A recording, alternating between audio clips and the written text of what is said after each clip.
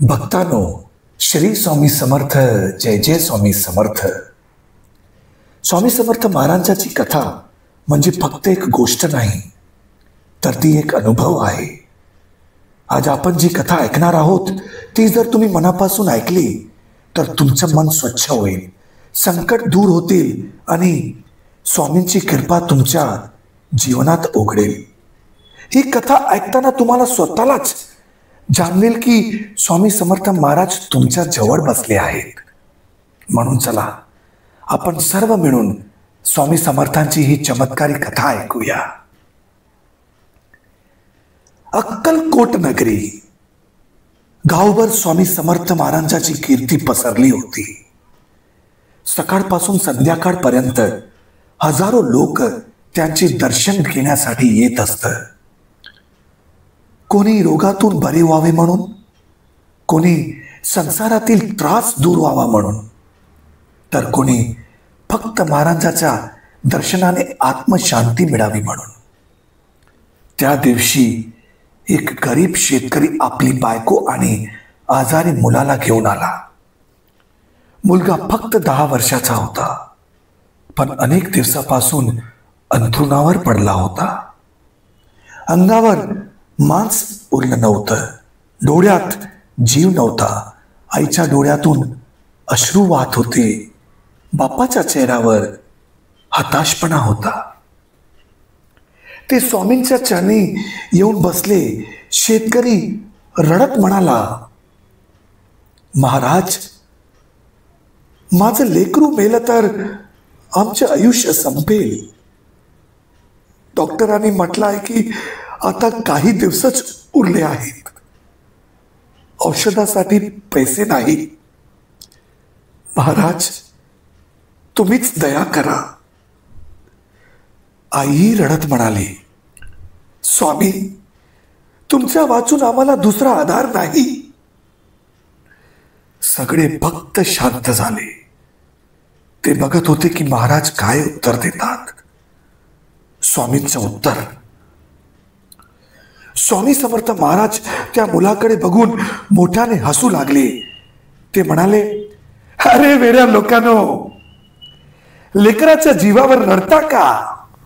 हा तर समर्थांच्या कृपेने धावेल, खेळेल, शेतात काम करेल. श्रद्धा ठेव. उद्या सकाळी हा स्वतःच्या पायावर उभा राहील. सगळ्यांना आश्चर्य वाटलं, कारण त्या मुलाने महिनाभरात पायही हलवलं नव्हता. स्वामींनी मग त्या मुलाच्या डोक्यावर आपला हात ठेवला. ते म्हणाले, अरे बाळा, समर्थांच्या नावानं जग. तुझ्या आईबापाच्या श्रद्धेमुळे तुला नवीन जीवन मिळालं आहे. उठ. समर्थ म्हणतात की जग बाळा. अचानक मुलाच्या शरीरात हालचाल आली. तो हळूहळू उठून बसला. आई आश्चर्याने बघत राहिली. काही क्षणात तो उभा राहिला आणि म्हणाला, आई, मला भूक लागली आहे. ज्या मुलाला काही दिवसापासून पाणीही जमत नव्हतं, तो मुलगा आज उभा राहून अन्न मागत होता. आई वडील रडत रडत स्वामींच्या चरणी पडले. सगळे भक्त डोळ्यात पाणी आणून म्हणाले, जय जय स्वामी समर्थ. स्वामी शांतपणे म्हणाले, अरे, हा चमत्कार माझा नाही. ही ताकद आहे श्रद्धेची आणि विश्वासाची. लक्षात ठेवा, जेव्हा संकट येतात तेव्हा रडू नका. मनात श्रद्धा ठेवा आणि सबुरी ठेवा. देव नेहमी आपल्या रूपाने मदत करतो. आज या लेकराला जीवन मिळालं ते तुमच्या श्रद्धेमुळे.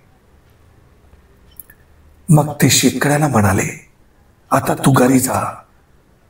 मुलाला चांगलं जेवायला दे आणि रोज जय जय स्वामी समर्थ म्हणत राहा.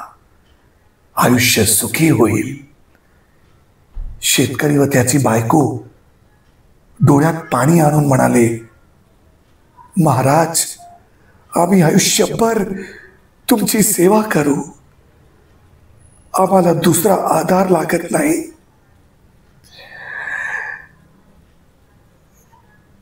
मंडळी, या कथेतून शिकवण काय ऐका. खरी श्रद्धा आणि विश्वास असेल तर देव नक्की मदत करतो. संकट कितीही मोठं असलं तर सबुरी आणि संयम ठेवलं तर मार्ग नक्की सापडतो. स्वामी समर्थ महाराजांनी नेहमी भक्तांना शिकवलं, अशक्य हे शक्य करतील स्वामी. श्री स्वामी समर्थ. जय जय स्वामी समर्थ.